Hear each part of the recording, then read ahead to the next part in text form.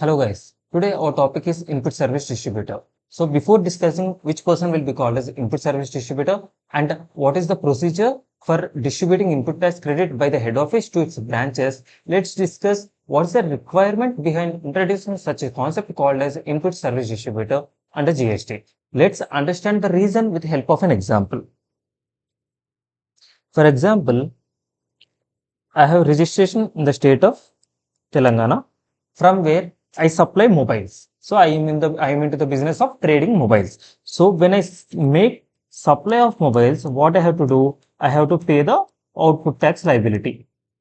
So in order to pay this output tax liability, what I will be doing? I will be using the input tax credit which is available with me. So in what form I will be having input tax credit? So when I purchase, I will be input tax credit will be available for me upon purchase. Similarly, I may incur some expenditure, for example, business promotion expenditure. So when I incur some expenditures, I will be getting input tax credit. So this input tax credit I will use in order to pay my output tax liability. In this situation, I have registration in the state of Telangana from where I'm making supplies where some output tax liability have been erased, right? So in order to pay such output tax liability, I am using the input tax credit. I hope you understand this example. Let's go to second example. In this second example, I have three registrations. Registration 1 in the state of Telangana with respect to my HO. Registration 2 in the state of Andhra Pradesh with respect to my branch 1.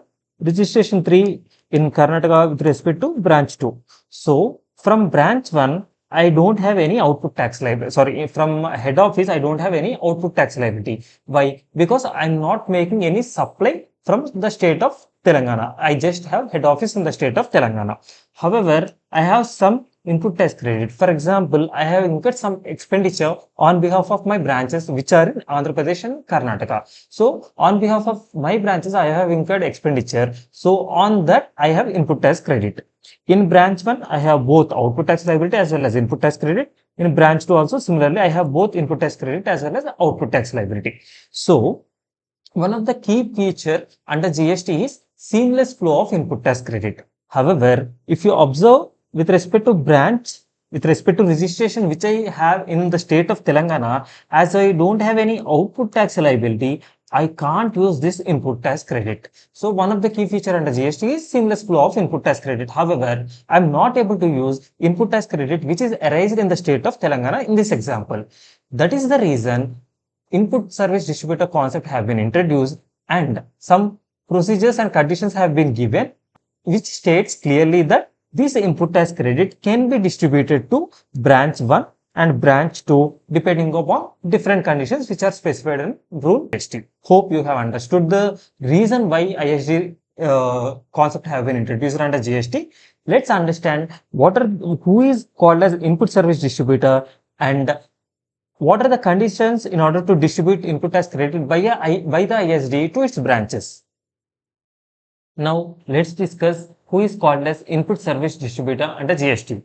So, it is an office of supplier of goods or services which receives invoice for and on behalf of distinct persons. In the example discussed earlier, the registration which is in the state of Telangana fulfills all the conditions of the definition of input service distributor.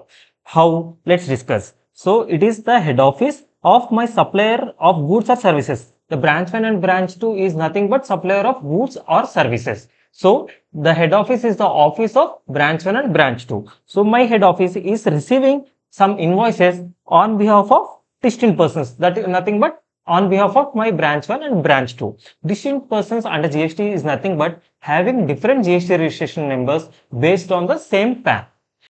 Now, let's discuss what are the conditions upon which input service distributor can distribute its available input tax credits to its branches. The first condition is whatever the input tax credit is available with the ISD has to be distributed in the same month in form GSTR 6.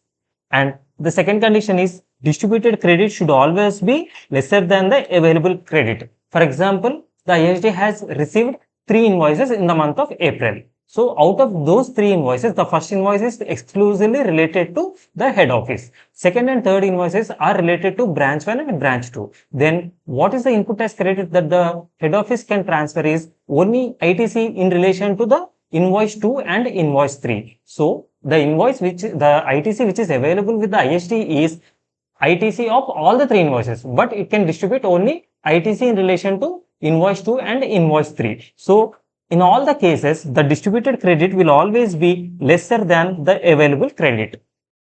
The third condition is if the recipient is specifically identifiable, then the input tax credit has to be distributed only to the identified recipient. For example, I have incurred business promotion expenditure only for the purpose of my branch 1. Then the such ITC on such invoice has to be transferred only to the branch 1 and not to the branch 2.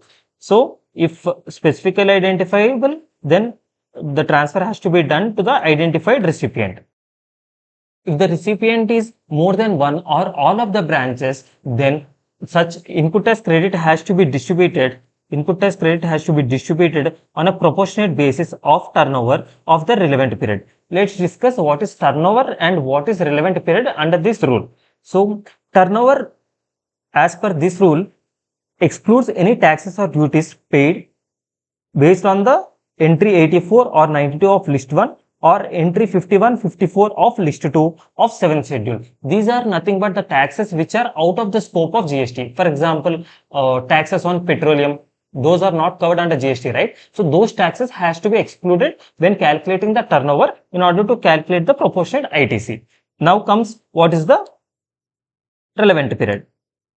So what is the relevant period under this rule? Relevant period is nothing but if all the recipients which are going to receive input tax credit has turnover in the previous financial year, then such previous financial year will be the relevant period. If there is no turnover in the preceding financial year in all the branches which the input tax credit is going to receive, the next condition is whatever input tax credit which is available with the ISD, it might be eligible ITC or ineligible ITC. So eligible ITC has to be distributed separately and ineligible ITC has to be distributed separately. Similarly, the input tax credit which is available with the ISD, it might be IGST, CGST, SGST, UTGST or cess. All this has to be distributed separately and it should not be in a combined form.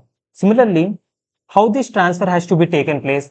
If the input tax credit which is available with the ISD, if it is IGST, then transfer has to be taken place as IGST. Similarly, if the input tax credit which is available with the ISD is CGST, SGST or UTGST, then it depends upon the location of the recipient as well as the location of the ISD. If the location of the ISD and recipient is in the same state, then all these will be transferred similarly in the same form. That means CGST, CGST, SGST, SGST, UTGST, UTGST. In the same form, transfer will be taken place. However, if the recipient location and ISD location are in the different states, then all these will be transferred in the form of IGST. Okay.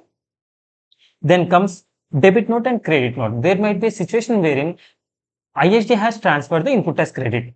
Subsequent to that, there might be a credit note or debit note. So if there exists debit note or credit note, then transfer of such ITC with respect to such debit note and credit note should be taken place in the month in which the ISD has received the debit note or credit note as the case may be. And if the ISD has received the credit note, then what happens is the result of receipt of credit note by the ISD is the reduction of the ITC, right? So when the ISD has received the credit note, it has to reduce the input tax credit that is distributable to the branches. So when it receives the credit note and the distributable ITC is sufficient, then reduce the ITC from the distributable ITC. However, there might be a situation where the distributable ITC is lesser than the ITC which has to be reduced because of credit note. In that situation, add such reversal to the output tax liability of the respective recipient. Hope you have understood the conditions of the ISD upon which transfer will be taken place by the ISD to its branches. Till now, we have discussed what's the reason behind introducing such a concept called as input service distributor under GST and who will be called as input service distributor and what are the conditions under which the input tax credit can be distributed by the ISD to its branches. Now, let's discuss some other important points with respect to the ISD. ISD is mandatorily required to take separate registration for the purpose of distribution of ITC. Even though it has its own registration for the payment of output tax liability of its own, for the distribution of ITC under ISD, under the ISD concept, it has to take separate registration. And whatever input tax credit that the ISD want to distribute to its branches, it has to distribute by only issuing invoice, debit note or credit note, which is discussed in Rule 54. And this ISD concept will only applicable to the input services and not to input goods or capital goods. Hope you have enjoyed the session on ISD